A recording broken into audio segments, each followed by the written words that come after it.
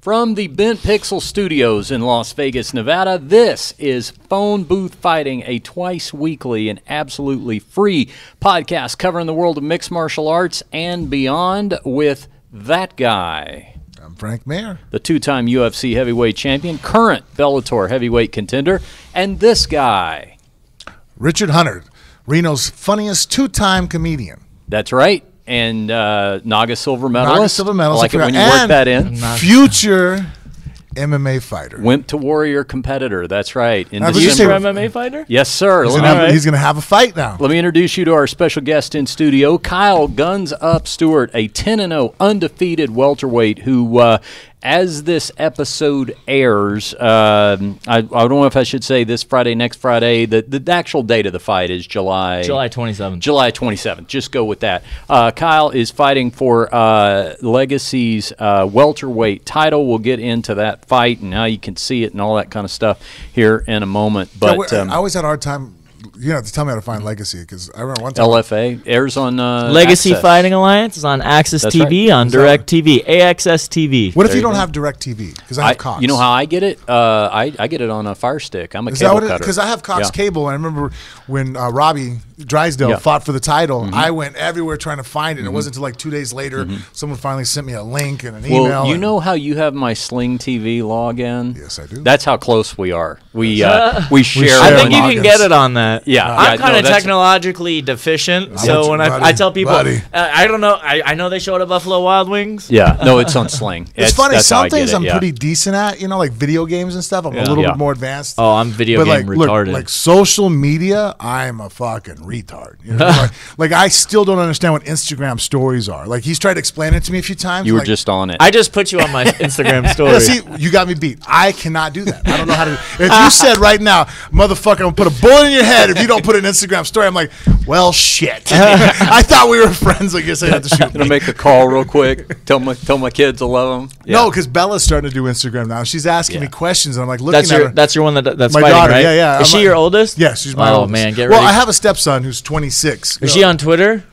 No. Oh, wait! Don't let her on Twitter. That's it. She'll be gone. Just starting with Instagram. Yeah. Instagram. Yeah. And I was very, very, because I'm not savvy at it. You know what I mean? So like, it scares me because I don't know the ins and the outs of how people could get to her. You know what I mean? So like, I'm trying to get up on it. You know what I mean? Like to figure it out. You know. I'd say as long as you follow her, you know what's going on. Okay. You know what. But I know they can get. You DM'd, can know what right? she's liking. You can see what she likes. You wouldn't be able to see her DMs. I'd just be like, "What's a I pay for your phone. Give me the phone." My facial recognition's on her phone, so I'm good. Yeah. Yeah, but it's Isabella. Like, I mean, like, look, she doesn't listen to the show. She'll know this. Even on her laptop, I get a Microsoft report each week telling me what website she goes on. Yeah. So I have a constant look at what's going on. So some things I'm okay at. Some shit I just suck at. And just. By the way, I do not want a report of the websites that you go to on a weekly basis. Do not sign me up for that. They are truly disturbing. I don't want to see it. Do you know what's... Here we'll go off on a tangent. I actually have a few websites that I go on, and one of them actually I thought, because I was sitting there and one time. We're very honest on this program, Kyle. So you're among friends. Frank is going to make some shocking. One admission. of my wife's friends was at the house, and she's like, "Hey, what are you looking at?" And I'm like, "Oh, you don't want to." I was just minding my own business. You know what I mean, I'm kind of a loner, and I'm sitting there on the iPad. I'm like, "Oh." Yeah, I mean, just because company is over doesn't mean you can't surf porn. Yeah, well, I wasn't looking at pornography. I was looking at bestgore.com. Oh God! Oh yeah, yeah, buddy. Yeah. Like like beheadings and people. Naked. I always for some reason my friends don't know that I'm the fucked up one. So like on Facebook, I get 10 videos a day of like either hilarious porn spoof like hilarious like porn. Whatever, like funny shit porn bloopers. That's the word I was looking for. Or like just fucked up dude getting hit by a train. Dude's getting chopped up by the cartels. And I'm like, just through Facebook, everybody's like, this is some fucked up shit. I'm gonna send it to Kyle. I'm like, okay. You're the first guy they think of. I need By to the get way, on Facebook. I guess if you're ever watching porn bloopers and you see.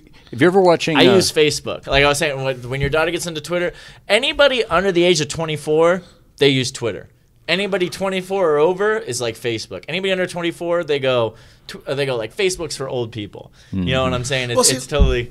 I'm like, I don't care. All the people that I connect with, I connect through Facebook. And then the game's changed through mixed martial arts. Like having a following obviously is huge. I constantly get people that I work with, sponsors, have constantly getting my ass about it. Well, and that's the thing. It's always been that way for me too. It's always been a business thing. Like I've never that's my point. Enjoyed social media. It's just you have it as a promotional tool. Okay, so like I get everybody having an Instagram because even if you're just Susie Q homemaker, you have your circle of girlfriends, somebody you went to college with back in the day, so you're posting pictures of the kids or your family trip. You have followers. I get that. You know what I mean?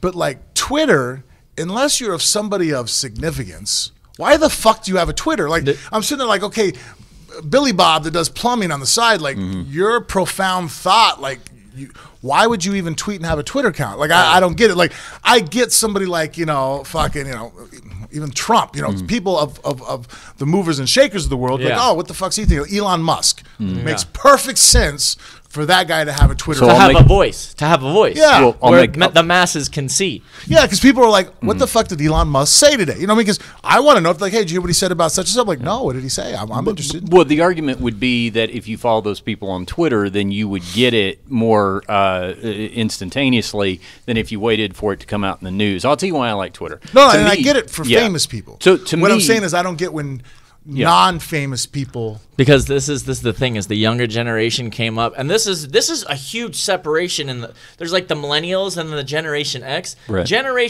If you grew up in high school with Instagram and Twitter, you are a different human than a person that grew up like me. I graduated high school in 2007. Okay, I graduated in '98. So no, like everything. How you relate to people, how you interact with people. So-and-so liked your tweet, liked your Instagram. Like, it's become like the younger generation's identity. People, and this is what's so weird, is it's like people are afraid to have a confrontation with you in person. Right. Yeah. But they will get on their Twitter. Oh, yeah. And 10 minutes after seeing you face to face. And that's just like, it's a younger generation thing. I tell people, if you have a Twitter, you're either famous or you're like Generation X. Okay, that makes sense. Because I've actually had people tell me that before, like friends of mine were like, hey man, I keep posting shit or I tag you and you don't like any of my stuff. I'm like, and people get offended by that. I'm like, why don't you like my stuff? Well, I didn't get it at first. Like, it took me a second. I'm like, no, I liked your picture. It was a cool video. They're like, but you didn't like it. But you didn't press the like button. But I do like it. I'm telling you that I liked it. Yeah. But you have to hit the like button. I'm like, yeah. I gotta hit the like button? Like, what?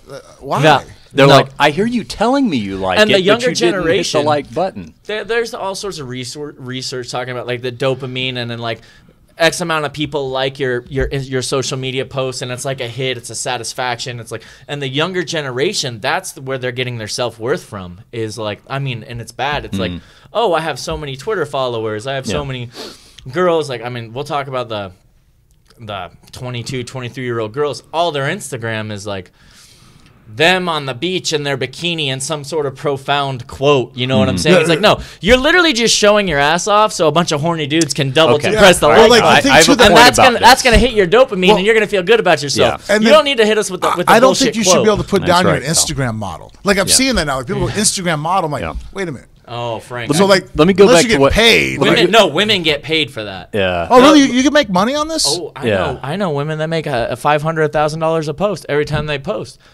And you see them in person, they don't even look like they do on their Instagram. Oh, no, I mean, trust me, I've seen some makeup jobs. Let me go back to a point Kyle just made. This is an important point. I've been talking about this for a while. When a girl posts the picture of herself on Instagram because she thinks she looks hot, I think she ought to be required to just post, I think I look hot, as opposed to that distracting, like, really not feeling this weather today. Yeah. The only reason you put that is because you wanted to put that picture of yourself up there, and you didn't want to just say why you were doing it. My favorite is the ass in a tiny little bikini bottom, like a thong, going up your ass. You're staring at the horizon of the beach, and you have to put... Dare to be bold. Oh, yes. No, bitch, you're basic as fuck. Nobody thinks you're inspirational. Okay, now what does Don't that word drag mean? Gandhi into this shit, bitch. You know what I'm saying? I hear that expression sometimes. So true. I've seen girls insult each other going, she's basic. Yeah. What is translate that to me. Basic is standard. Usual. There's nothing special. There's nothing special. Okay, Yeah. yeah. There's nothing like. That's just you're a basic bitch, right? You're a basic bitch. You know. Yeah. Yeah. All right. So man, Fuck, I was a nerd when I was a teenager. I'm fucking definitely a nerd now. I'm a fucking All right. old man. I'd rather be a nerd than basic. let me just say this because we have not met Kyle before. He is a hit the ground running. I was going to say he's represented by KO Reps, our buddy Oren over there. But let me just say, we do this twice a week. Frank, tell me if you concur, but right out of the gate, we're doing very well with Kyle. No, Kyle is 100%. If you come I was just out thinking, like, Kyle, we might just have a third guy. We're just gonna move you over the guest. Yeah. You're no longer a guest. You just made it on the show. Kyle, let me tell you something. If you come out in this fight like you did on this podcast so far, this is going to be a very long fight. That dude's getting knocked out. And we didn't record the first 10 minutes when I first sat down. We were already. That was like a warm concussions, football, fucking bare knuckle fighting. Some people would call a social butterfly. Like, all right. You put me in a small group with. We can talk for hours. Okay. Anything. We can talk politics, the fight game. You're in the right place. General. You're in the right place. All right. So let me. How many genders are there? Let me give you the facts of as you're getting up to speed on Kyle, what you need to know. Kyle Gunz Up Stewart is going to be taken on James Nakashima. Right, am I saying that right? Nakashima. Yes, James Nakashima for the LFA Legacy Fighting welterweight title. It's going to be in Newport News, Virginia. And so it's a matchup of undefeated fighters. Kyle's 10-0 with a pretty diverse record, by the way. 4 knockouts, 3 submissions, 3 decisions against Nakashima, who's undefeated as well. 8-0. All his fights have gone to decision. You can look up Kyle on Twitter at Kyle_Gunz_Up_MMA, and that's Guns with a Z, not an S. And Instagram as well, Kyle_Stewart0331.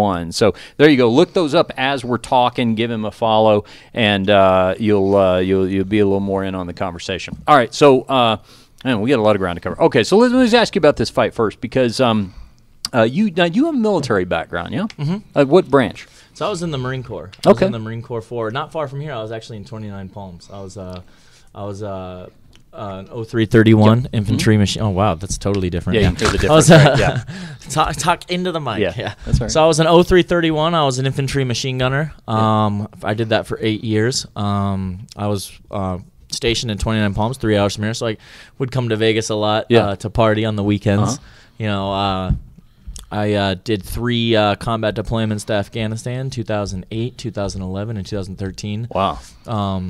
And in 2010, I went on the 31st MEU, Marine Expeditionary Unit. We went to Okinawa, Japan, Thailand, the Philippines, Singapore, just on a float. They call it a booze cruise. Did some cool jungle warfare training, and then a whole lot of drunk in third world countries. Yeah. But that's where I started training in mixed martial arts, 2010. Oh, okay. Okay. Yeah. Was that just like military program? Was that kind of what got you involved, or was it? Actually, it was totally crazy. So I was on a ship. Right, we were floating in the ocean, and I've always been good at martial arts. I did karate for 13 years. I was a point fighter, similar to what you see Wonder Boy do, what you see Sage Northcutt, how he started fighting when he came in. What system did you use, martial arts? It was a Kempo based. Ed Parker? What's that? Ed Parker based? No. Kempo was Ed. It was sport karate, American freestyle sport karate. My karate instructor was a black belt in Taekwondo, as well as a black belt in karate. But it was mainly, I mean, as far as doing katas and stuff like that, forms, I wasn't really into that. I was into more of the sparring. Well, no, because my dad was a black belt in Ed Parker's system of Kimpo. Okay. He came over from Hawaii, so that's actually my first black belt. So I did. Would you talk about like the Long Beach Invitational tournament? I competed in that as a kid. Okay. All the way up until high school. Yeah, that's what I did. I competed from the age of, I started when I was 4 or 5 years old, and I competed up until I was 18 and joined the Marine Corps. So I always had a passion for martial arts. I was a black belt, and I traveled, did local tournaments in Arizona, won all sorts of them, did national tournaments across the country. I came from the background of the kid that was like the dorky karate kid. I was a nerd, I'd never been in a couple fights, but never a real fight. Joined the Marine Corps, and that's where I got my toughness. So as a ginger, you weren't fighting a lot? No, I mean, I did get picked on a lot for being ginger. What was super weird for me? I got one of my best friends is redhead. I always fuck with him about that. Oh, I get it all the time. I get it all the time, man. I did the whole thing like, when someone makes a black joke, no, one of my best friends is black. So I made a ginger joke, like, no, one of my closest friends is ginger. Yeah, you covered it. I get a pass, right? Yeah. Throwing the G word around on Yeah, right. Here for what, 10 minutes? But no, I grew up doing karate. Yeah. Joined the Marine Corps, and I was on ship, and we used to always grapple. Marines are just a bunch of mongoloids, you know. When we get bored, if you have Marines in any situation where they're sitting around longer than like 2 hours, Yeah. they're gonna start throwing rocks at each other. Eating crap. They're gonna start trying to find things to kill, or Yeah. you know, try and find bugs to fight each other. They're just, you know, they're gonna start grappling. They're gonna start talking shit to each other. It's like the best fraternity in the world you could be in. Mm-hmm.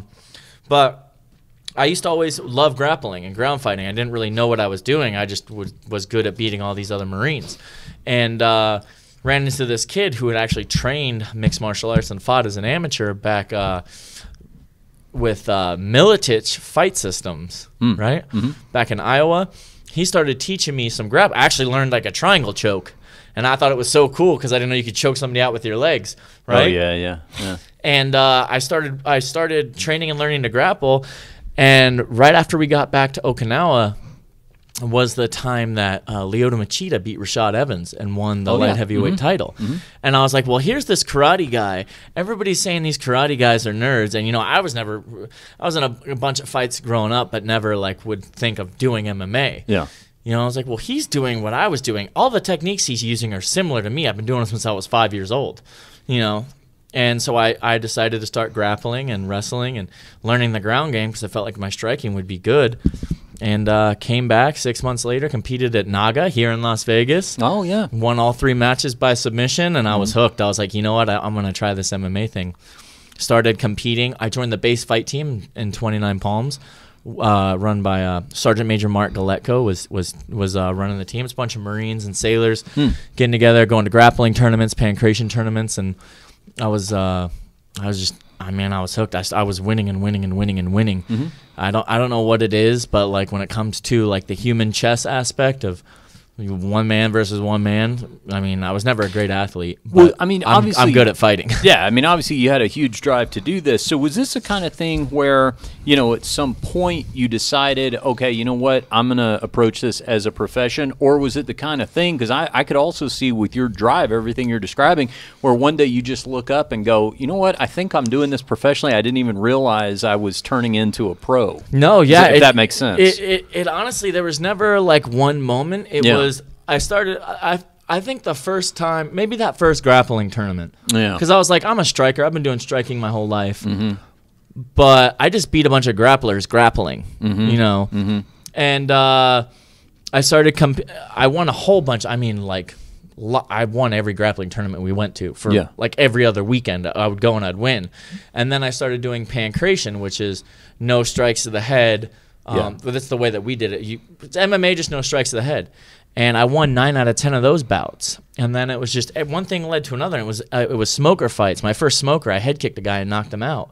And I was like, okay, you know what? That was the moment. That was the moment that I was like, okay, I just did this. I knocked this guy out. Yeah. Started competing as an amateur. Fought here in Vegas a bunch of times for King of the Cage. I went 9-1 as an amateur.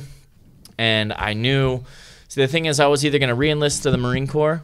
I was already in almost 8 years. Mm-hmm. You don't do 12 years in the Marine Corps and get out. You know, I was either going to re-enlist in the Marine Corps and go Special Forces and go that route. To me, I felt like that would have just been settling for what was comfortable. Mm-hmm. You know, or I was like, you know what? I'm 9-1 as an amateur in MMA. I think I can. I want to go professional. I want to see how I do. I want to open a different chapter, and I'm 10-0 now as a pro. I haven't looked back. You know, but I need to get that. I need to get my hand raised in the UFC, man. That's my that's the ultimate goal. That's the goal. Yeah.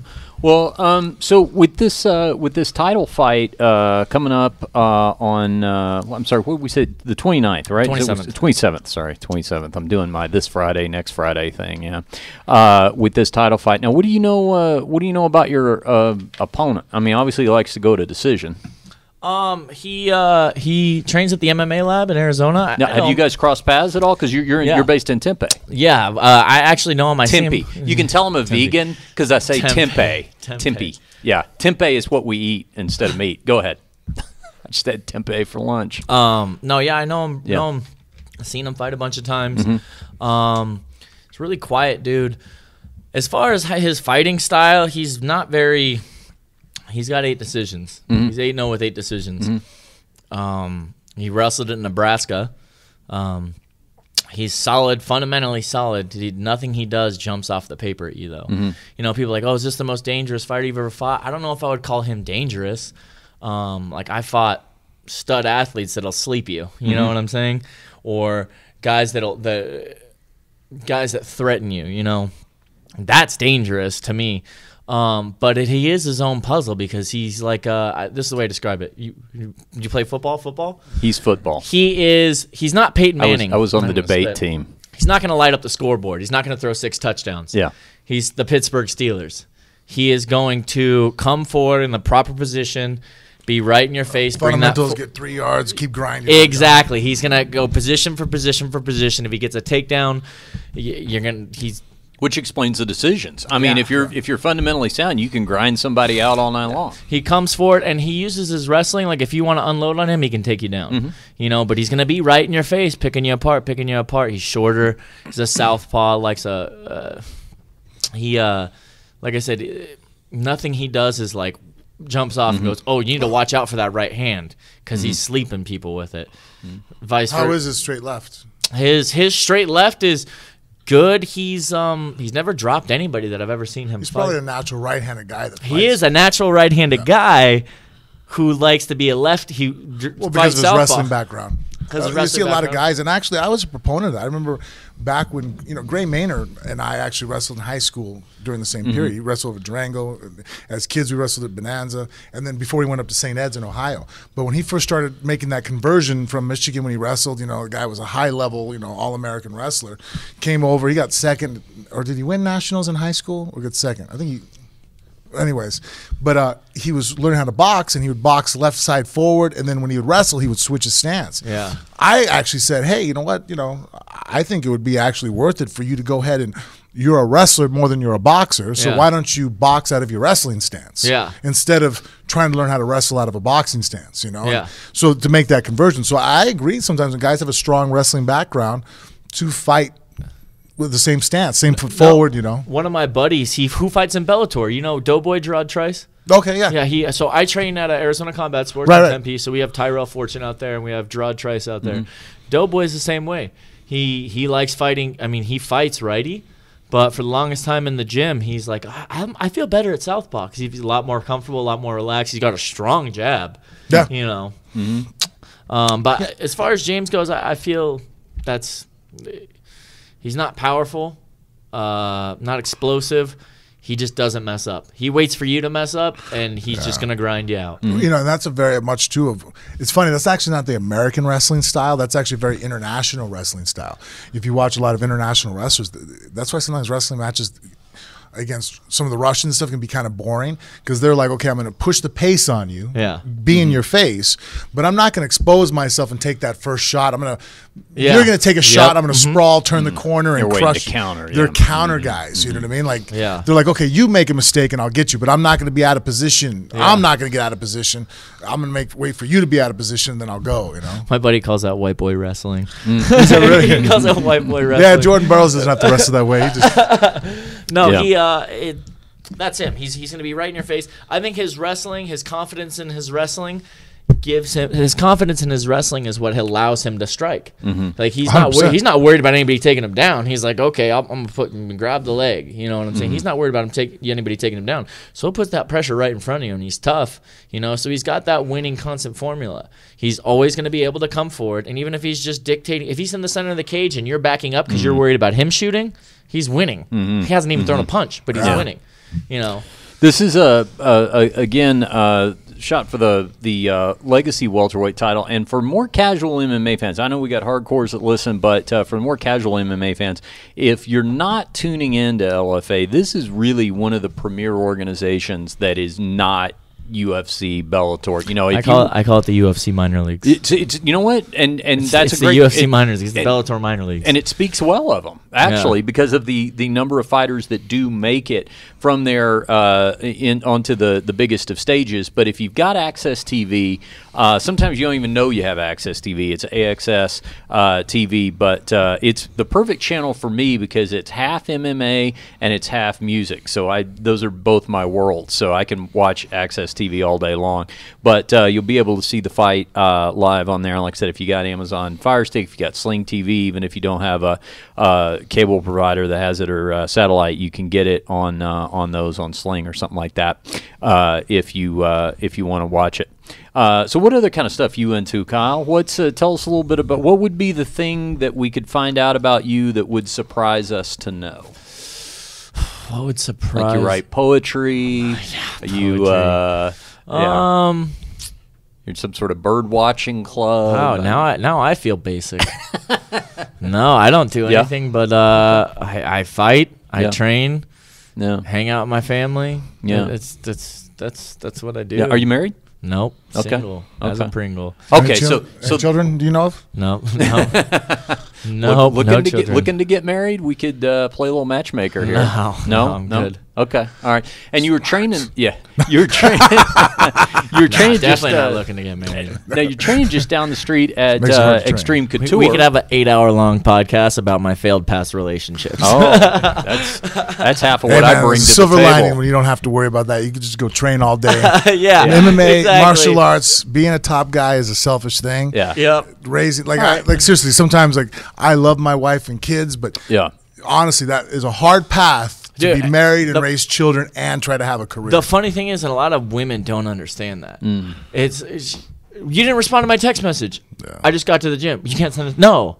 I'm not. No, I'm about to go 5 rounds. I'm the man in the middle, and 5 fresh dudes are gonna come in and try and beat my ass. I don't feel they don't know like how to put shit on the back burner. It's like, hey, look, this is not. I realize maybe the significance here, but if you and I have an argument just to prove that I fucking like you, I'm gonna go in there and be slightly distracted, and this motherfucker throwing a shin at my face. You know what I mean? Like, and now I'm gonna be getting stitches and be like, I was a little distracted. You know what I mean? Like, it's not like at work where you're like, fuck a typo, I can hit fucking backspace. You know? They're like, no, man, we're fighting people. You know? And that girl's gonna be like, and so why didn't you respond to my text message? Was the question. All right, so let me put you to the test here, Kyle, to that claim that you could do 8 hours worth of failed relationship talk. Here's what we're going to do. I'm going to, this is like that where we just put down one card and see who gets high card.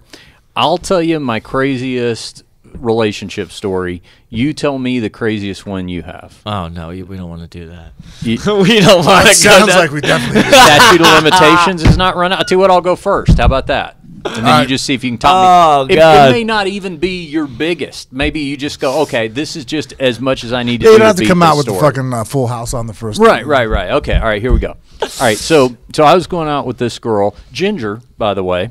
That was your first mistake. Her name? Or How was your first mistake? No. She cheated on you with everybody. Probably, but this is not what ended the relationship. No, Ginger is in the redhead. What is it saying about your relationship? Redheads are freaks. So, and I'll tell you what was crazy. What was really like bizarre about this whole scenario, to give you the backstory, is I had just gotten done dating this stereotypical stripper. Like, when I say stereotypical, I mean every bad thing you could imagine, every horror story, just exactly like that. So I thought to myself, okay, I need to just date a nice, normal girl for a while, right? And enter this girl, who I met in a coffee house that I used to work in, while she's sitting on a couch in the back of the room reading some British literature for her. Wait, she wasn't a stripper, right? No, this was just college student at TCU in Fort Worth, Texas. So everything about her, she was attractive, but everything about her said normal, right? Okay, so boy, talk about a crazy wolf in sheep's clothing. Okay, let me just point this out. Every single woman, oh my God, see, this is bad. Every single woman has crazy in them. Every single one. If you chart, take, right? What's that? You've seen the chart.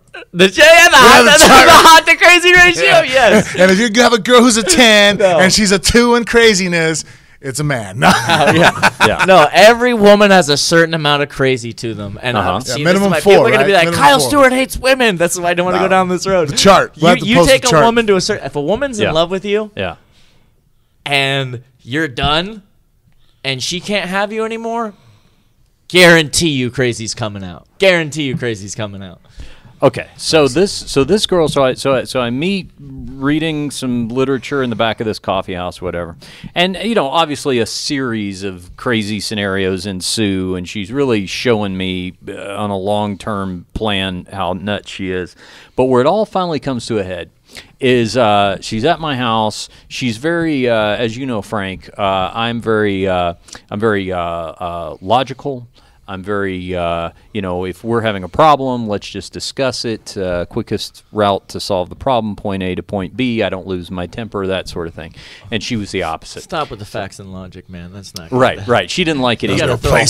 You got to throw a whole lot of anger and emotion on top of that. She didn't like it either. You don't care, man. Yeah, that's what that means. It means you don't give a shit. You're don't so love cold and you're There's so no passion. There's no passion. It's not rage. It's passion. So I had my band had a gig that night. Okay, so she was going to go with me to the gig, but she was really acting crazy. And much like I don't have to fear the head kick on stage, but we do have to put on a good show. Yeah, it's still a performance. Yeah, you don't 100%. want that stuff hanging over you. So I said to her, you're obviously being very irrational and unreasonable. I said, why don't we let's have you not go tonight, and I will just go, and then you told her not to go later. Yeah, you fucked up. Yeah, fucked up. So you still have a house when you came back. Well, oh my God. So and we're in my it's house. funny how we immediately start laughing. Yeah, we yeah. do. Yeah, Yeah. dude, that's your fault. I don't even feel bad for you. That's your fault. So we're in my house, and I somehow talk her out of the house, which was a chore because she was kind of doing the thing where she was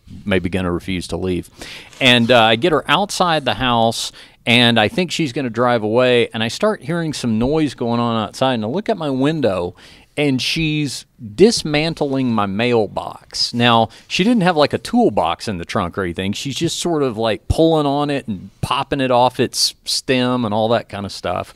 And right there, that was crazy enough for me.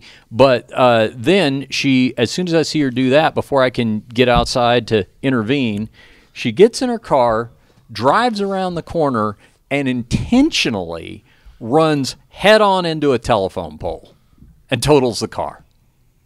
You got all my stories, B. Just stepped on the gas, airbag deploys, ran head on into the telephone pole, so that I have to walk outside, go around, look at this. You call the cops, 911, ambulance comes. I mean, she's not injured, really. And then he gets arrested for domestic abuse. Right, no. But she's not injured or anything. But what did it do? It made me late for my gig. It made me have to tend to her, which is, call, get medical attention, everything. I admire her commitment.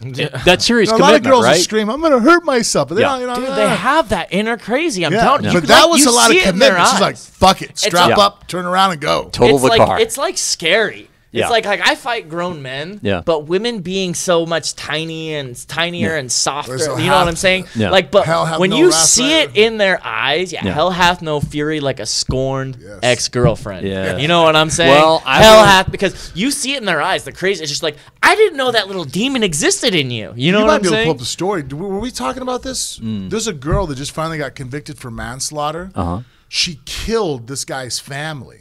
So his wife and her children were in the vehicle, driving one way, and she's driving the other way. So she's upset with her boyfriend because her boyfriend dumped her. Mm-hmm. So she's texting the guy, "You better take me back, or I'll fucking not. I'll do it. I'll do it." Sure enough, the bitch swerved on the head on, killed another fucking family. Just some random family? Just picked a car. Yep, there's a car. Fuck it. I'm going to go. Head on. She, of course, fucking lived. Of course. Yeah. Right? And then they went back, and at first, when they first woke her up, she's in the hospital, shit, accidentally swerved over. I don't think she had any drugs in her system, so she probably only would have gotten, involuntary manslaughter, been probation for 4 or 5 years, whatever the case. Probably never even served a day in jail.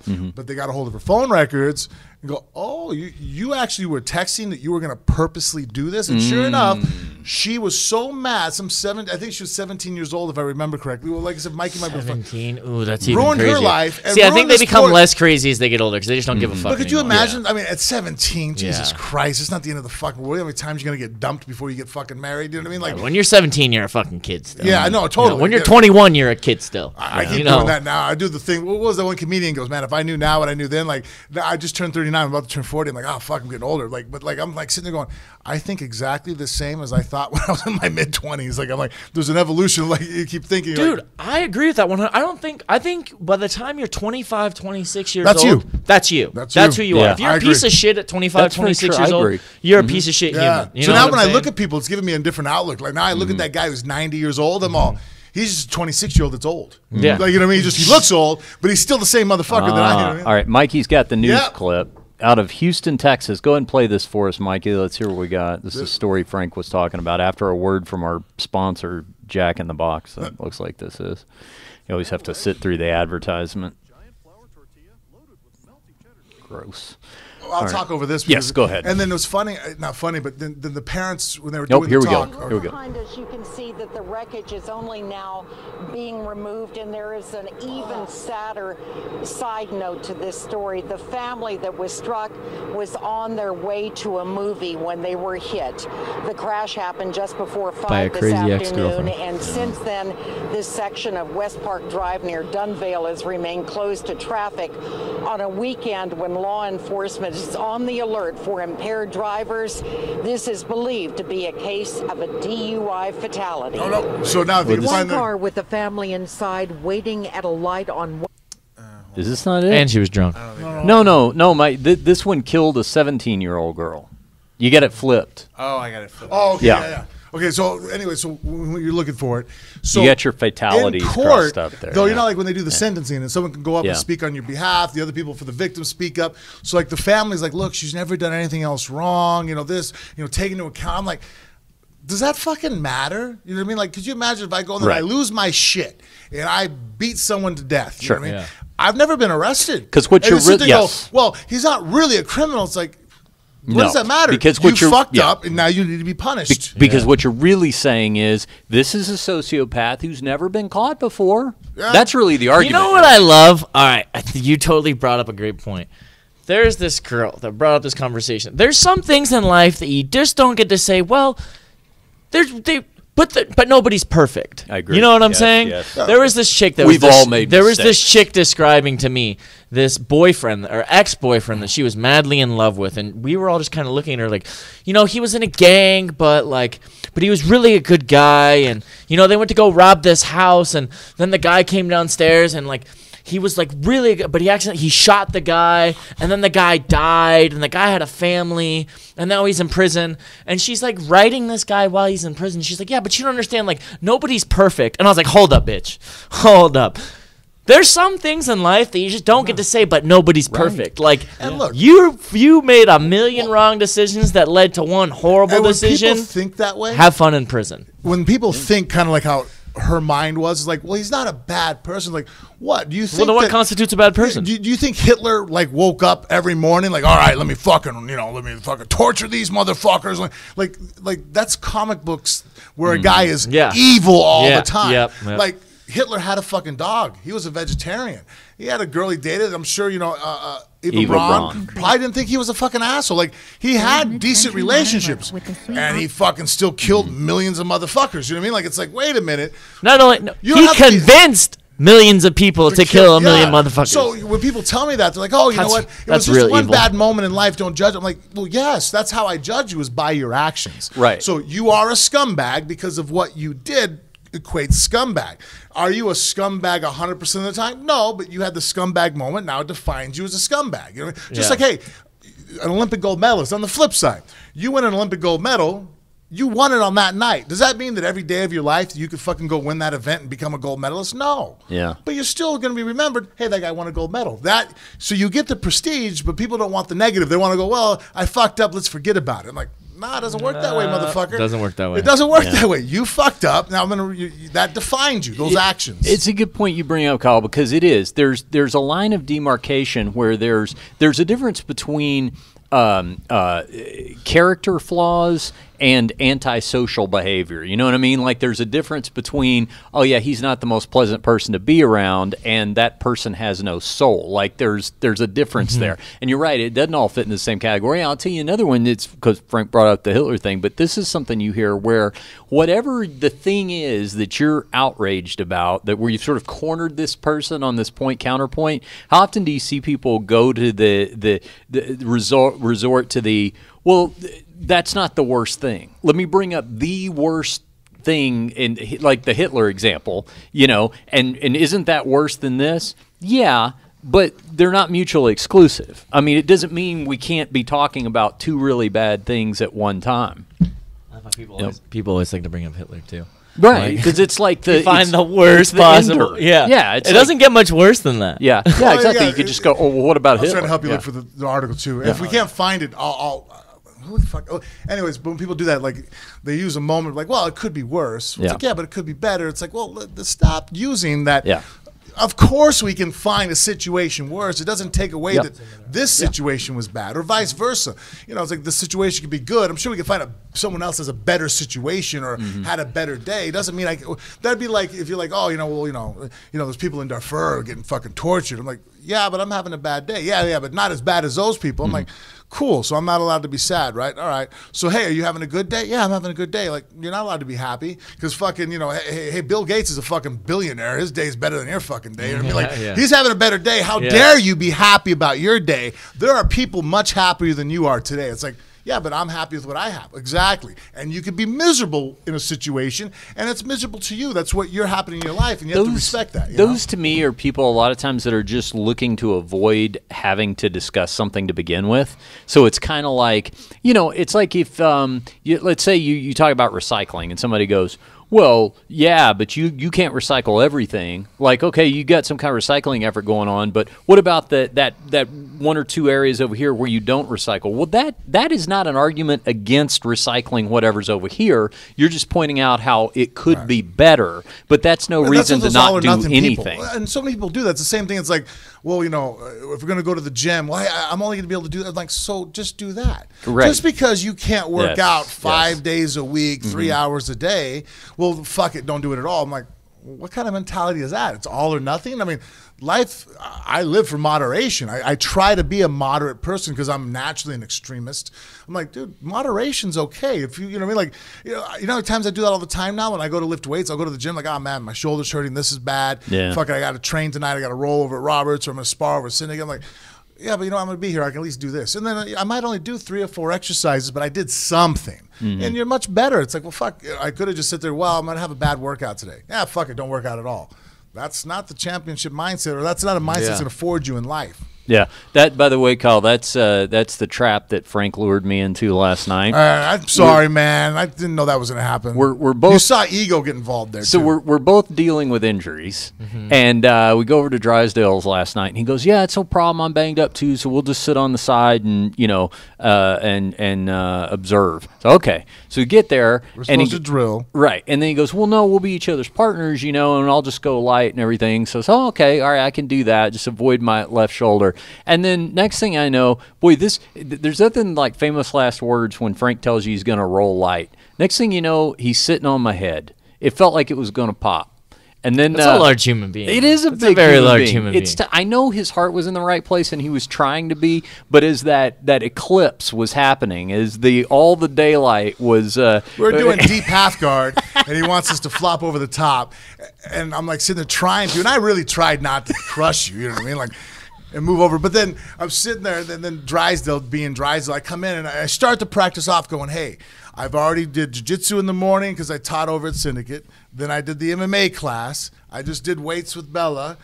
Let's just roll. Let's just flow. Like, hey, flow. I got Richard. Right, I was like, I even made a joke at the beginning. Like, hey, we're the broke dicks. You know what I mean? Like Bella's shoulder, she had a stinger because she took a really stupid fucking this one shot she keeps trying to do when she gets tired, but it puts a lot of pressure in the person's sprawl. So she got a stinger. His shoulder's bugging him. My lower back, because on Monday I hate doing abs. But my friend Raymond, when I was over in the Bahamas, we worked out every day together. So I showed him my workouts, and he goes, hey, do you do abs? I'm like, fuck, I don't do abs, dude. I just don't do abs. You know what I mean? Like, I think abs are purely what's the word I'm thinking for? They just look for vanity. Yeah, it's vanity. Vanity, exactly. But do I think there's a certain amount of like, hey, like some of the anti-rotational stuff. It's good to have core exercises, Yeah. but everybody really wants abs because they want to look good with their shirt off. Right, so I just don't do abs. So, but I've now fallen in love with that wheel, right? Where you get on your knees and you wheel it out. I'm like, oh, that's kind of cool because one, my ADD kicks in, dude. I can't do an exercise for more than 30 to 45 seconds. I start fucking mentally. I'm like, all right, I start shaking. So to sit there and crunch out 50 abs, my brain starts fucking drifting off. I'm like, I can't do that, man. But doing 15 to 10 reps of this ab roller is kind of cool. So I've been getting better at it. It's probably like the 5th time I've done it in the month. And so I'm like, oh, kids, we got done doing a shoulder complex workout, And I was like, all right, we got to do some abs. All right, come on. So we get the wheel and we do the abs. But then I'm going all the way to the ground, because then Bella's like, I saw some guy do it from his toes. I put my toes down and I wheel out and I come back. I'm like, oh. I thought I was okay. So the next day I wake up, my back is killing me because it's not healthy for you to do that to that level. So when we get to Roberts, I'm like, hey, my back's bugging me. I'm just going to take it easy. He's like, oh, okay. He heard me. He even confirmed, yes, okay. Walks off. He's showing the techniques in class. So I'm learning with it, learning what he's doing. He goes, all right, we're going to roll. All right. And then I'm the first person he fucking points at. All right, Frank, you're going to go with it. I'm like sitting there. I just look at him like, because now you're like, oh, did you not want to go? Like, what am I supposed to say? Yeah, because then you don't want to feel like a bitch. Yeah, now I'd be like, oh, no. God. I know that conversation we had. No. So I just like looked at him. I was like, nah, fuck it, let's go. Yeah. All right, who am I going with? So I looked at Rich. I'm like, dude, I got to go. And I'm going to have to roll now. You know what I mean? And then there was this young stud kid who's like 19 years old, state champion wrestler, who's been doing jiu-jitsu since he was 6 years old, and he weighs like 270. I'm like, and he moves really well. So I'm like looking at him like, all right, if I say no, someone might think that I'm saying no because of this. They're going to think you're I'm thinking backing out. Yeah. So I'm like, all right, fuck it, let's go. Let me tap him, choke him. That's what, like, when you go to grappling, it's like the new kid that shows up. I hate grappling with, like, new guys. I would 10 times, everybody knows, I'd rather go with black belts and brown belts and white belts. Safer. You know what I'm saying? Oh, yeah. Absolutely. Yeah. Because, I mean, it's like, and every kid always comes up, and it's so weird when they come, like, I really... Like, all your fights, I really like you. Like, I'd love to, like, spar with you. I'd love to roll with you. And I just kind of look at it, and I feel like the asshole. I'm like, nah, man, like, and it's because I don't know you're some sort of wrestling state champion. You have no chill when you roll. Every single position is war with you. Yeah. You're going to flail around and headbutt me. Yeah. And I'm just like. I've dealt my share of that stuff. No, the worst situation. But if you say no, then it's like, he saw me fuck this guy up, and now he won't go with me, so he's scared to roll with me. Well, what I usually do is I'll go ahead and I'll go at your pace. Like, I'll sit there, and a new guy wants to roll, I'm like, all right, let's go. But I'm very alert of what's about to happen. I'm going to beat you, but I'm not going to maul you either, because on the flip side, if you come out there and they're like, look at me, fucking just raping that poor 19-year-old, like, Jesus Christ, dude. No, it's like, if you're a 6, all of a sudden I'm a 6.5. You bring it up to an 8, I'm an 8.5. You know what I mean? Like, I know how to do that very well, but I've learned my lesson. I remember the one time, a very famous person, his kid was a fan of mine, right? And so through the manager I had at the time, the famous person calls up my manager, hey, my son's in town. He's a huge fan of the fighter. Would you train with him? So I thought I was giving the guy a fucking private lesson. So the kid comes in, and he's probably like, 16, 17 years old. Decent height, 6 foot tall, but I mean, he's 155 pounds, 160 pounds. So I'm showing him techniques, MMA, a little bit of stand-up, a little bit of takedowns, a little bit on the ground. So then he goes, can we move around? I'm like, and I thought, he's like, oh, you want to roll? All right, no problem. He goes, no, I want to spar. I'm like, oh, you brought gloves? Sure enough, he had a couple caretakers with him. They bring out his fucking, he had a kid in rollers, they're pulling out gloves and mouthpiece and go. I'm like, okay, no problem. So we're going out there. 155-pound, 16-year-old kid wants to spar with Frank Mir. Spar with me, right? So I sit there. We start off. Balls on him, though. Yeah, so we start off. I throw a couple jabs. I jab him in the body. You know what I mean? Like, and all of a sudden, next thing I know, a fucking flurry of fucking hell. Just like, overhand right, left hook, overhand, rah, rah, rah. And like a couple shots, like I slip and I block, I catch him, and then I felt it. I'm like, holy shit, this kid's trying to knock my head off. So then I just give him a stiff jab, like pop, like, hey, I'll work with you, but like, holy shit, you know what I mean? Like, I didn't know we were fucking going for a title. Are you getting paid for this? So I give him a stiff jab, boom, it pops his head back, his eyes kind of water. Hit him right in the nose. I like a hard like somebody that's being spazzy. I feel like a good hard shin right across, make him block it. Yeah, that'd have been a good option. One good hard one, not necessarily knock him out, be like, but throw it hard to be like, look. Wow. this leg for you, this leg weighs 80 pounds. Yeah. Yeah. I will put it across your head if you don't chill. So I went first. That was my first warning shot, was the jab. Like, hey, maybe he'll see that I'm not going to hit you hard. And now the eyes are watering, and it's even more intense. So then I go ahead and I go tap, tap. I just tap his gloves, and I slam him with a really hard outside kick to the quad, Oh, let me hit a sciatic nerve a little bit. I'll bury, I'm wearing shin guards. Let me check the leg a little bit. Now, all of a sudden I could see the intensity. I'm like, holy fuck. You're trying to kick my ass, And then I see the buddy with the fucking cell phone like that. And I'm like, and then now it's like all the buttons are connected. I'm like, oh, I know what's going to happen. You're going to land one good shot on me. And that's all that's going to be fucking played. Yeah. So then I just sit back. I fucking throw one to the body as hard. I mean, I threw a full-blown roundhouse. Yeah. See? Boom! Right. Caved him fucking. Yeah. I'm like, hey, when you're ready, we'll spar some more. And then went and sat down on the thing. I was like, no, we're good. I'm like, oh, okay, cool. Do you want to work on anything? Like, really cool. Like, no. And they just paid me my money. I'm like, all right, cool. I'm sitting there, that mindset of just like, oh, I get it. You're trying to get a highlight reel of you punching me in the face. And I can see now there's going to be a 5-second of you landing a shot. And that's all it's going to be on the loop. I'm like, oh, and I'm like, here you have an opportunity to learn from me and be cool. Like, hey, man, I'll be cool with you. But you'll experience that even more now as your career goes on. Guys will come in and you'll want to train with them. And I'm like, I have to now be more selective, or I have to be ready on my guard, because I'm like, okay, this guy, like, if I tap to a heel hook, are you going to let go? And there's guys that are like, in their brain, they don't want to let go, because Russians. Like, if Have you ever had a light sparring round with a Russian? You know who the worst? Have you ever rolled with Robert? No. Okay, if you ever come down to Drysdale's, it's the funniest fucking thing in the world. In fact, he's supposed to come here later tonight. He'll tell you. I'm not even talking shit behind his back. He knows. He did it last night. Did you already leave before he did that? Oh, yeah, you were already gone. So last night, at the end of all our rolling, right, everybody rolled for a fucking hour. You know what I mean? There was 2-minute top, bottom, out. So you got a 2-minute break, and you wrestled for 2 minutes with one guy, wrestled for 2 minutes with another guy. There was 3-man groups, right? But that was it. That was your 2-minute break. There was no long rest. So we went for an hour, right? So at the end of it, he's like, okay, everybody, we're going to do some technique. Go through, set up your takedowns. The other guy only resists 20 to 30% to give you a proper read. But, I'm going to come in, blast a double, pass your guard, go for mount, hit an arm bar. And you just give me the real, don't be a fish, but give me the look. So then he's showing the move, and then so he goes on the guy that he's demonstrating, and then he goes, okay, and then this other guy's turn. So he starts going, and then Robert starts fucking fighting back. He's the instructor that just he goes, I'm sorry. He's done that to me before. There's some times we've been in class, and he tells everybody, my most vivid memory of it was, here we're going, all right, hey, everybody, let's roll at 30%. Nice, easy roll. Let's get going. All right, 30%. Cool. I hate the 30. I'm like, where the fuck percentage is coming from? So I'm sitting on my butt. By the way, that doesn't exist. It doesn't. It's either fucking 20% or balls out. You know, you're either dog shit or all the way. So, and I get the whole, if you said, hey, let's get on the mat, move around, I'm like, cool, we'll move from position to position. That's where, like, you go for Kimura, then I'll step over, maybe sit for an arm, then you roll up. You're not finishing stuff. You're not holding on. I'm not going to sit there and just bury my shoulder in your chin and sit there for 3 minutes. We're going to move, flow row. I understand the concept. I'm a fucking heavyweight. I like flow row. Yeah. So we sit there, we clap hands, all of a sudden Robert drives his knee in, and we got about a 2-minute war.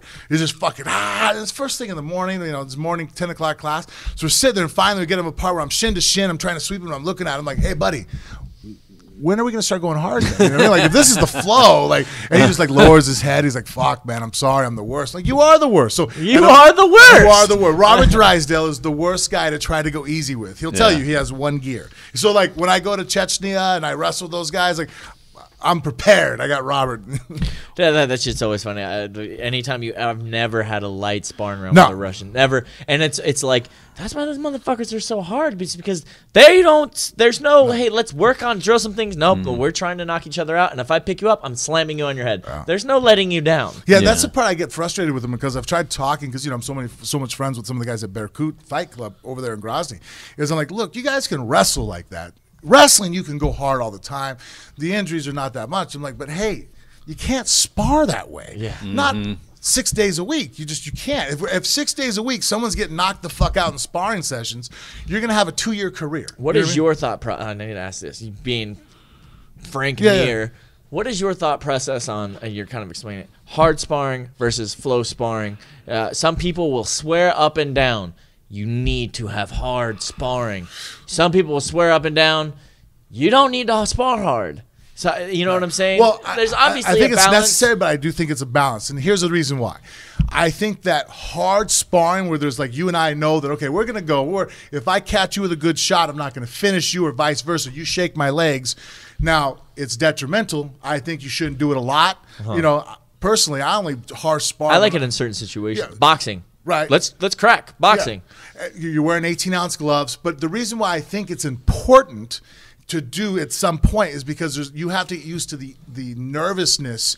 There's a different feel. If I know that we're going to go easy, all right, cool. I can go easy for rounds. Even if we go for intense, it's not the physical output, but the emotional output that gets people tired. And if the only time you deal with that emotional dump of this is serious is in the fight, I've seen guys, and I've been, where you're like, man, I was in really good shape. I'm like, yes, you are physically in good shape, but you're not used to the emotion of going live with somebody, and that's what drains you. So I think there is that simulation of that in practice where it gets you tired, but now, look, every time you get hit in the head, it takes something out of you. It's not healthy for you, and it can be detrimental to your long-term ability to withstand a shot. So do I think it's something you do 3 or 4 days a week? Fuck no. In fact, I think max you spar hard once a week, and that's 8 weeks before a fight.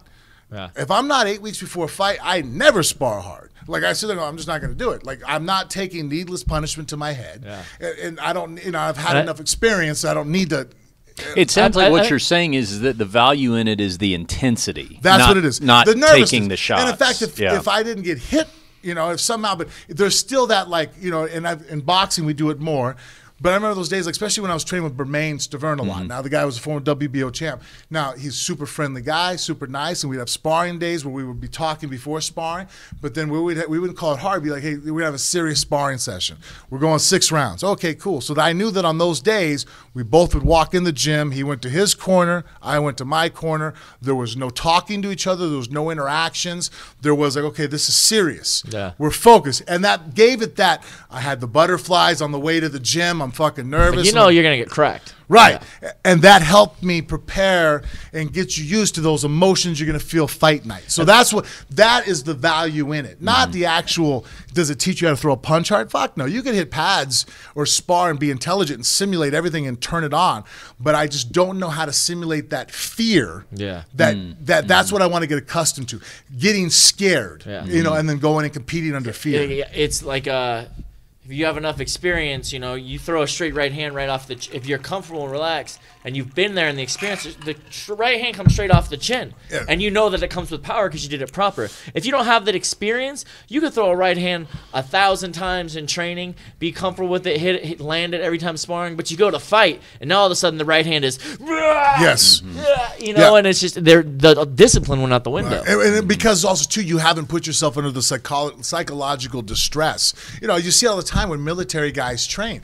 They train with sim rounds, when they do some of the rounds, Why? Because that shit fucking hurts. Fuck yeah, it hurts. I can tell you that shit hurts. Those bullets are going 250 feet per second. You don't want to get hit by those. Yeah, it fucking hurts, right? So there's a certain nervousness, and a riled up that you get. Then, look, it's still not real bullets, but it's getting them used to, okay, I want to, and you want to do that. You want to get as close as possible to the real thing. So there's not that big step off that oh, now I'm in live action. Holy shit, all I fucking shot at was paper targets. Hey, you might be a whiz at hitting paper targets, but when shit's blowing up around you and people are moving and screaming and yelling, it's like, you freak out, right? Yeah. So same thing as fighting. If you can make it as close to as chaotic, that's the part of real sparring is if I could have easy sparring, but somehow brainwash you into thinking it's a real fight, that would be the perfect spot. Because all right, well, now we're not going to get hurt, but you're scared and you're nervous, and we're going to bring out all your faults. Because then you're going to see what you're really going to do.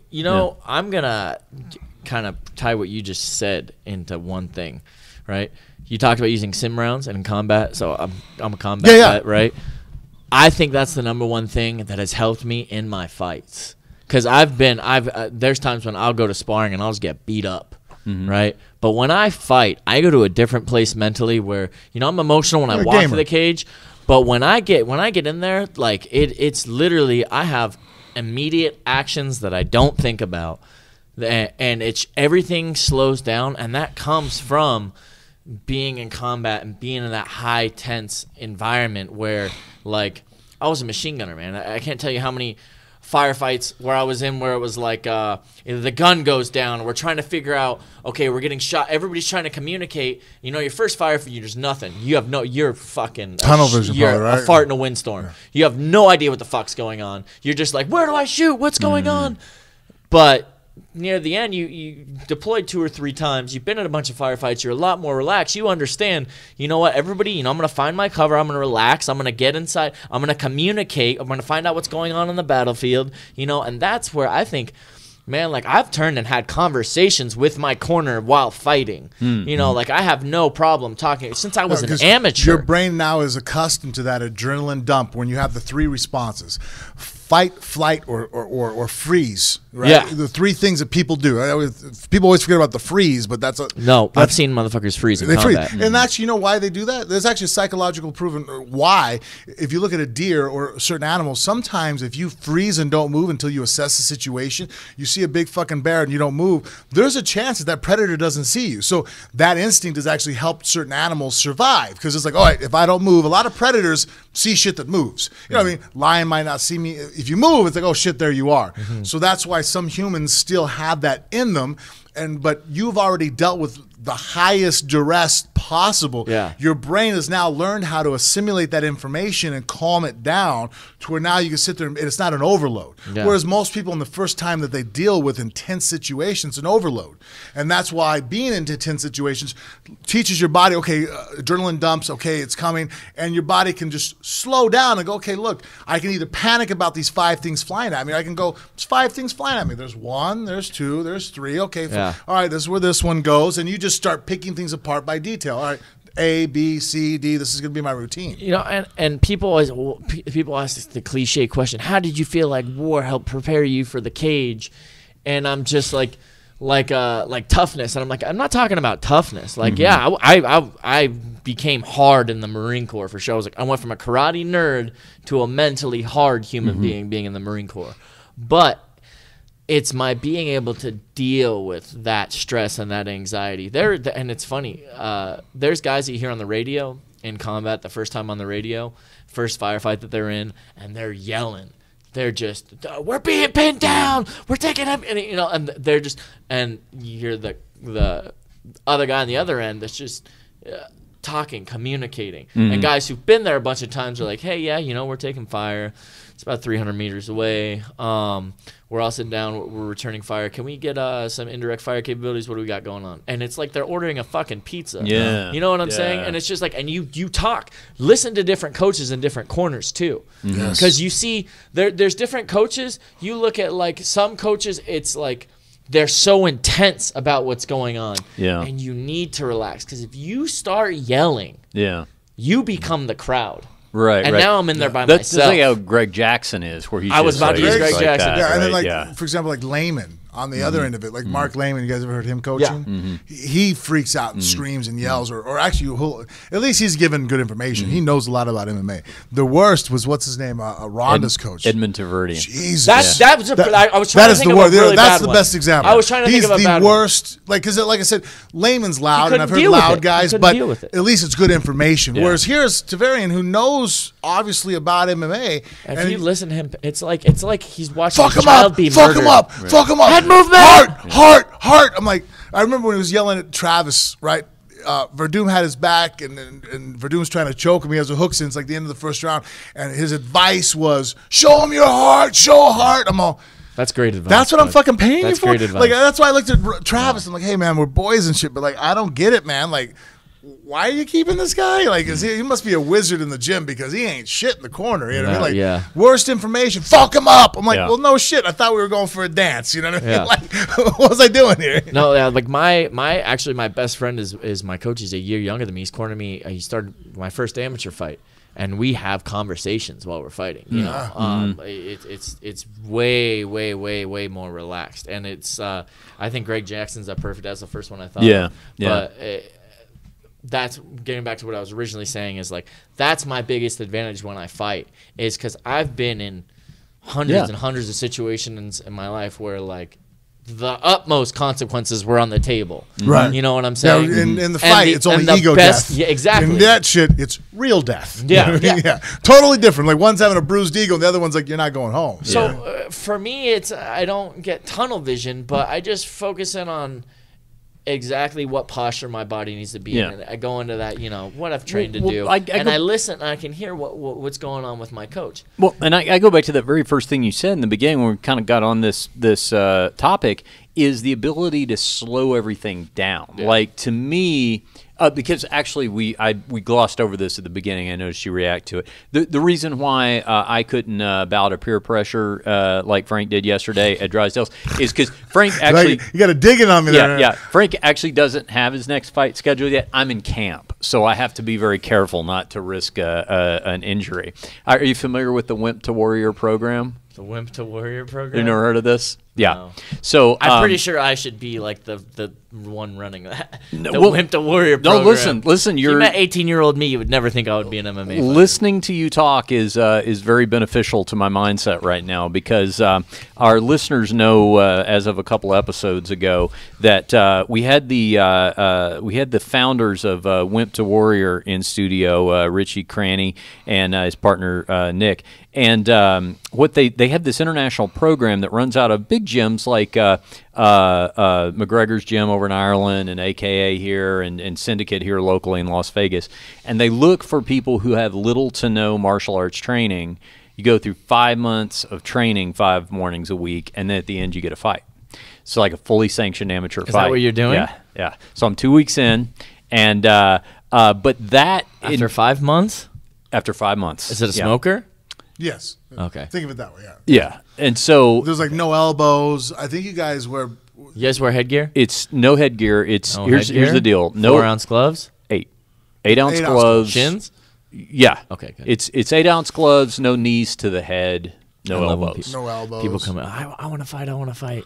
Okay, come back to me and tell me that in 3 years. Yeah, yeah. But that's the thing, and even doing jiu-jitsu, like and done Naga and stuff like that's going to help. But it's absolutely, that. But I'm already thinking in my head, like that right there would be the number one thing I would want to be able to do, is when I'm walking to the cage, is just slow everything down. Is just to be able to, as best I get. Yeah, no hope, right? Like this first time, I'm going to be like, very, very, very, very, very, very rarely do you see somebody with no combat sports experience, whether it's wrestling, because what you're going to revert to what you have experience doing. Wrestlers who go and they can work on striking forever, but if you spent 15 years wrestling, your first MMA fight, when somebody throws heat at you, you go back to what you're comfortable doing. Right. That makes sense. You wrestle. Yeah.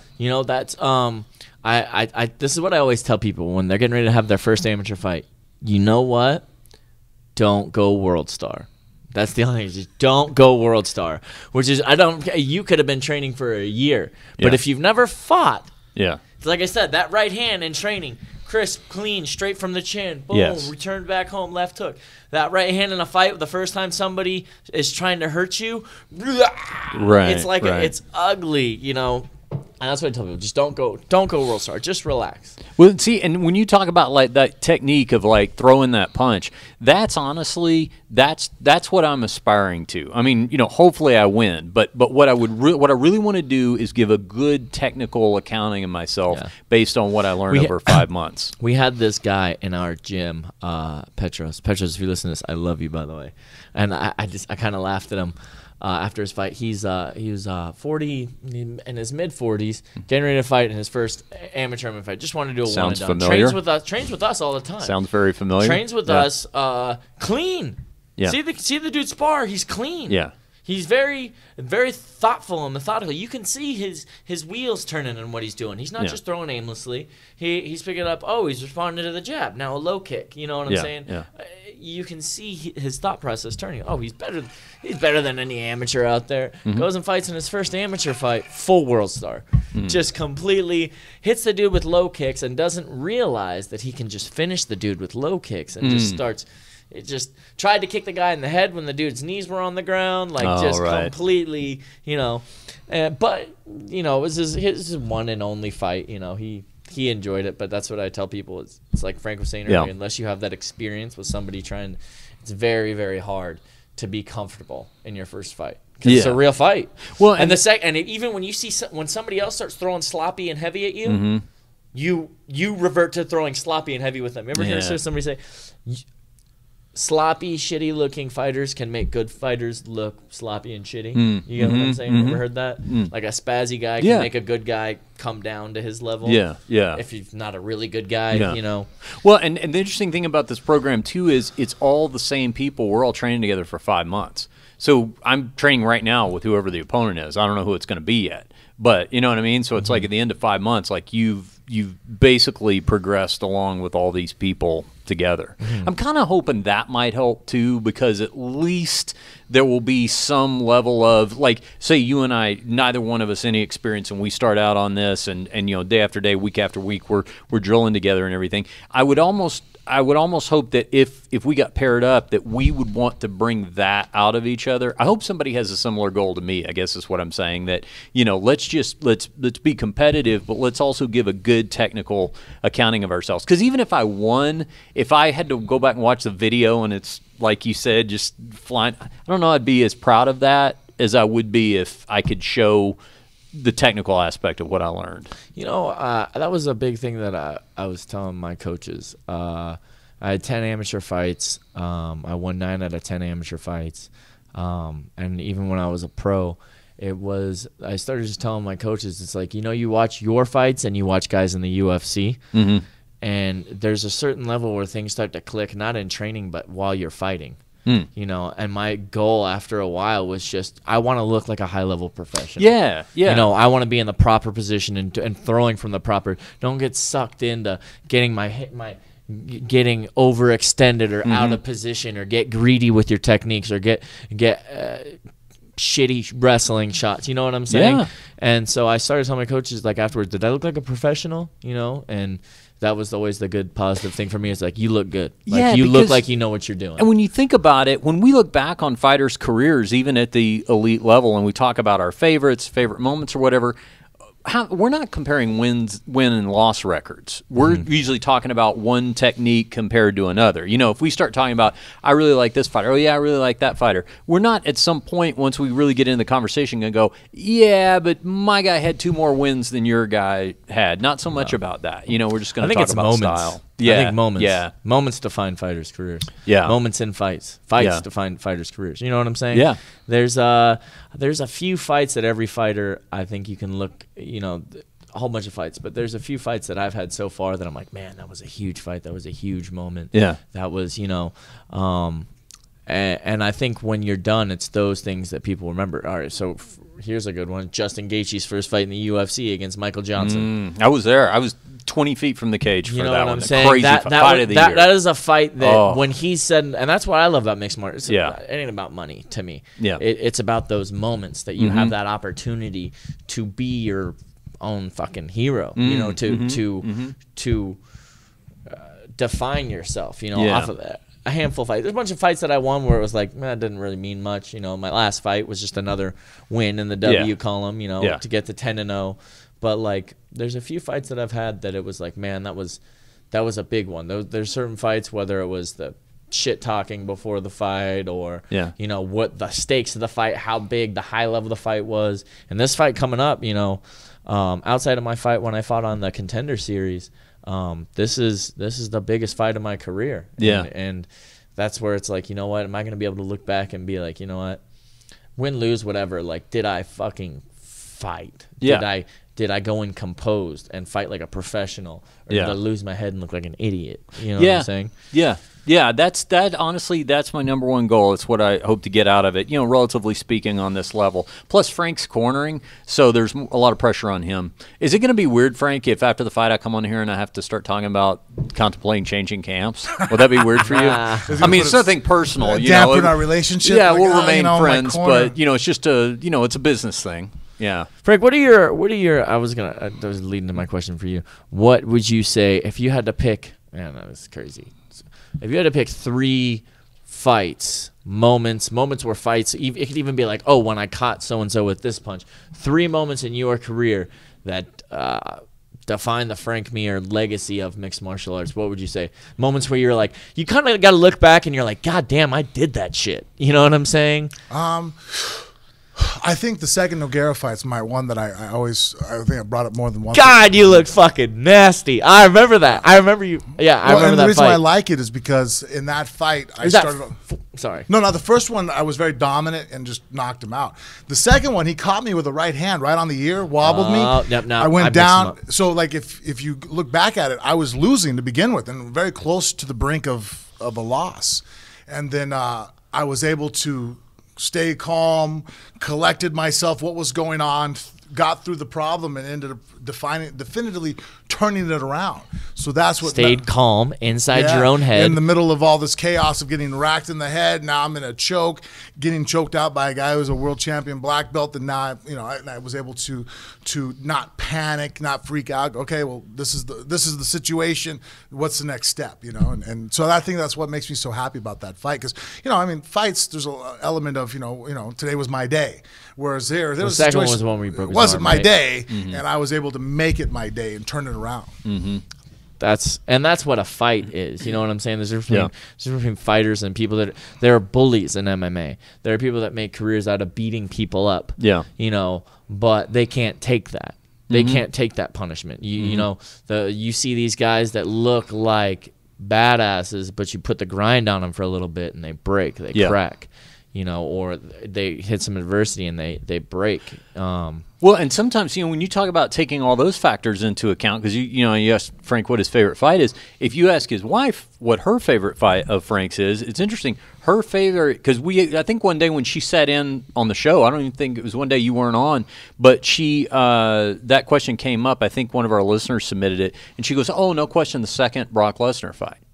And I was like, well, that's interesting because that's a loss. You think a lot of people would go to the first one, where he subbed him. And she goes, oh, no, the second one, because just, everything he was going through physically, and it was a big achievement to get in there. So, there's all kinds of things to take into account other than just a win or a loss. And obviously that one meant a lot to her, I think a lot of times you factor in. It's like Frank, the second Nogueira fight, not just because it was a win, but because he was losing. A lot of times you think people would pick the one where you were just dominant throughout. And the thing with fighters too is what goes into that fight. Not a lot of people know what's going on in a fighter's head, or what's going on with his health, what kind of injuries he's dealing with going into a fucking fight. Right. And a lot of people don't understand.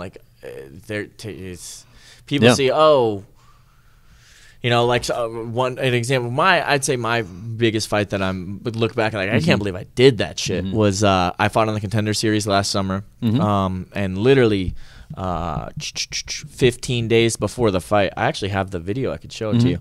15 days before the fight, I'm sparring with Clifford Starks. Oh yeah, and it was like my fourth or fifth round. I was tired, sloppy. When you're just like getting into brawls, and coaches in the corner saying, get him, and it's just, you're dog shit tired. And I go and do this ugly ass, kind of try to do like a judo toss whizzer kick. I had a whizzer, and I tried to load him up on my hip and throw him, but he comes down on top of me, my whole shoulder pops out of socket.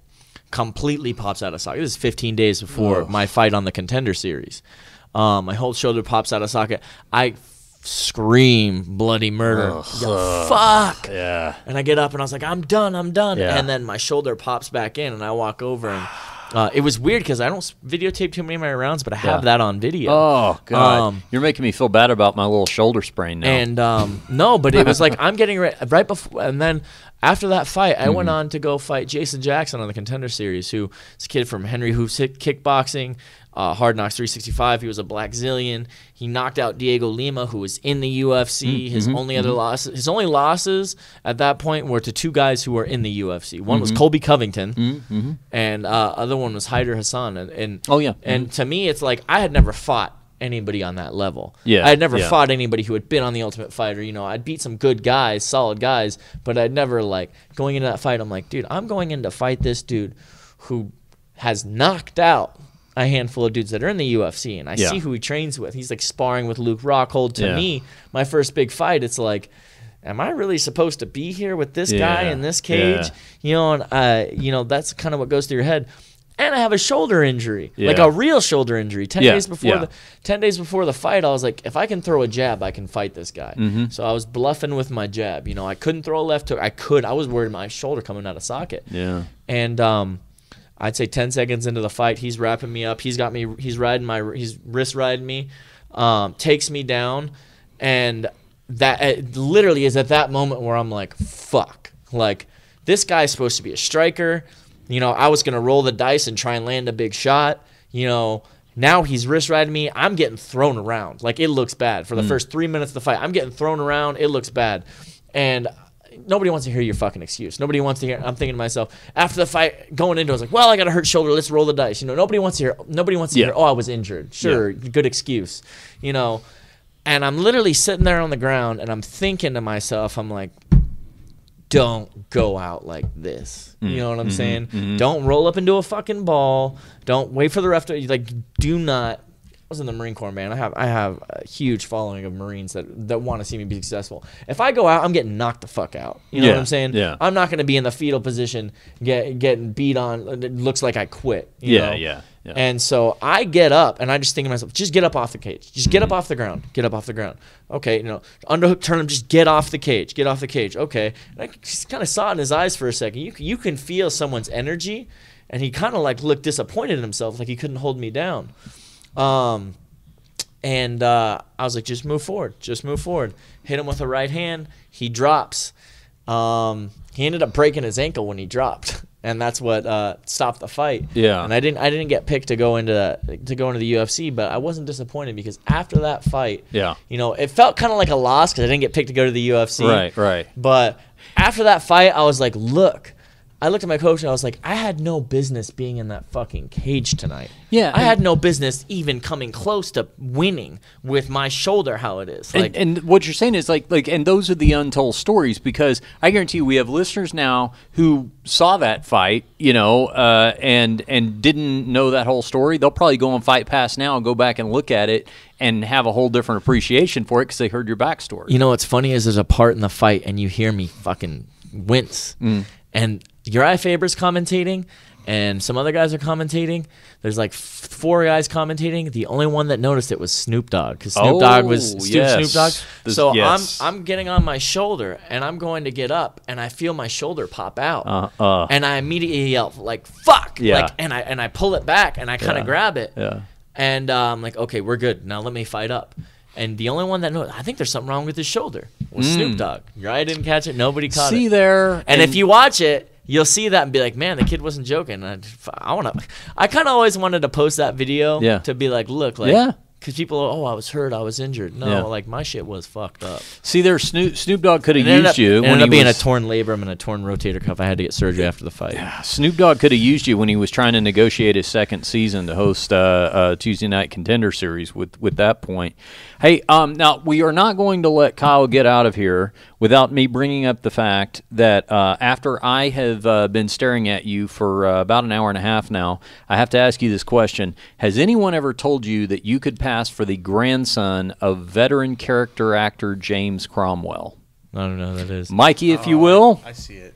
Pull up a little Google image search of James Cromwell. Carson Wentz. Quarterback for the Philadelphia Eagles. I get that all the time. Okay, all right. I get Prince Harry all the time. Okay, all right. Well, I don't have a beard. Yeah. I look a lot like Carson Wentz. Okay, James, this is what you're going to look like when you're 73. Oh. Can you see it a little We bit? got the same nose, that's for sure. Yep. I know that actor. Yeah. I know who you're talking about. Give me some other images there, Mikey. It's funny how many actors are that way, where you see them in every movie, you see them all the time, but you have no clue what their fucking name is. I'm way more handsome, though, right? Well, you are. I mean, this is clearly... I'll be the much better looking version when I'm 70. Yeah, this is geriatric. Blue eyes, yeah. That could be your grandpa, though, right? You see, it's the bone structure in the face. Yeah, for sure. Yeah. All right, very nice. Hey, you can follow Kyle, Gunz Up Stewart, once again on Twitter, which is Kyle_Gunz Up _MMA. That's guns with a Z. And also Instagram, Kyle_Stewart 0331. 10-0, undefeated fighter. And on July 27th, he competes for the LFA welterweight title against another undefeated fighter, James Nakashima. Nakashima, yes, thank you. I can't read my own handwriting. And he's a white guy, by the way. Oh, he is. People always think he's Asian. Yeah. He. The only thing I can tell you that I can tell he's doing right from watching a little tape is his cornrow game is on point. As someone who has to deal with the cornrows in competition, You see that, Mikey? he's got a Cornrow pitcher. yeah. Listen, you know what? A lot of fighters don't realize that there's two fights. There's the fight inside the cage, but there's also the fight before the fight, which is getting your cornrows under control. Fortunately, my girlfriend's a hairstylist, so I have her do it. Is that what you're going to go with? Oh, so yeah, that's what I did at Naga. all fighting. It's the only thing that will actually hold it down. Yeah, that's him right there. Strong cornrows. Yeah. However, I want to tell you, cornrow game notwithstanding, Kyle. You know, you can't be a white guy, have cornrows and a beard, and not look like a fucking degenerate. Yeah. Look at that. That dude looks like he's fucking selling a fucking. He looks like he's the bass player in Korn. You know what's funny? He's actually, it's funny because he looks like Post Malone. Yeah, Post Malone, there you go, the rapper. scumbag mother. And everybody always says, everybody keeps commenting, oh, he looks like you're gonna beat up Post Malone, and it's annoying to me. I can only imagine how annoying he is, how tired he is of hearing it.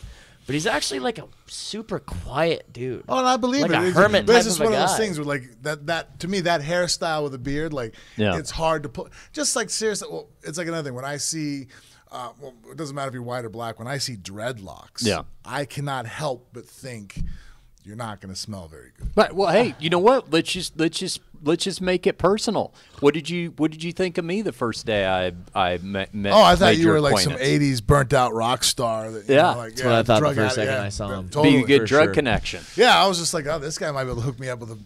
Yeah, it turns out, Kyle, I'm so straight edge that Frank's wife gets happy when she hears that he's hanging out with me. Like I'm the safe Pretty friend. much the most lamest stimulant I put in my body is coffee, and that's the most dangerous thing that he does. Yeah. That's so, when like, I'm going where wild. he ends and that's his finish line. I'm like, that's just where I first wake up, dude. Well, Kyle, I want to tell you that this has been a very convincing episode you've done with us, and to prove my point, I am on the Access TV Fights Twitter feed right now, their page. They have a poll up.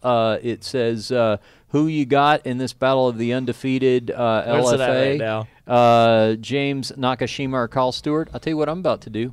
I'm going to vote Kyle Stewart. You ready? Here we go. is it at right now? I'll tell you. I got a vote to tell you. Okay, you got a little ground to make up. You're at 42%. He's at 56%. 58%. You got to look at the Facebook one though. That one I'm kicking his ass. Well, but here's the thing. This episode, Purely a popularity contest. let me tell you this though. This episode has not aired yet. So once our phone booth fighting army gets behind you, I sense that we could turn the. In fact, I'm going to tweet it out through our account so everybody can go show their support. Yeah. And then we'll make sure that somehow James Nakashima sees the results of the poll right before at the weigh-ins or something like that.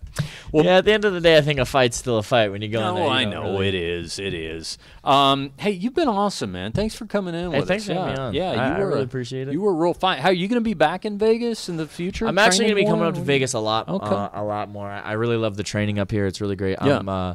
I love my camp out in Arizona. That's where I started. Mm-hmm. You know, and I'll always, I always want to fight under the Arizona Combat Sports banner. Yeah. But at the same time, when I come up to Las Vegas and there's 30 dudes on the mat that are all my size, and it's like I have all these different training partners, all these different wrestlers. You know, it's just that it's the fight capital for a reason, man. This is, it's a great place to come train, and it's a 5-hour drive. So for me, coming up here is kind of like a no-brainer. Yeah. All right. Well, you stay in touch with us. Maybe we'll see you in Arizona because Frank and I have fallen in love with the little border town of Bisbee, Arizona. Bisbee? Yes. What the hell are you guys doing in Bisbee? Have you ever been there?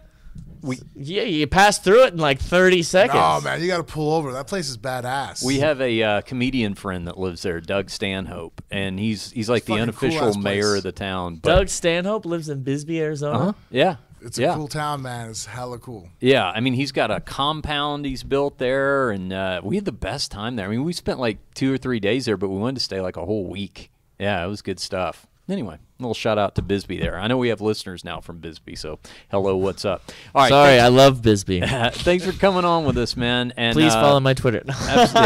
Best of luck in there. And like I said, when you're coming back through Vegas, man, let us know. Come on back in. We'll do another episode. You're one of these all episode guests. We don't, some people you just get them in, you have them hit what they need to hit, and then you move on. Everything else might not be their wheelhouse.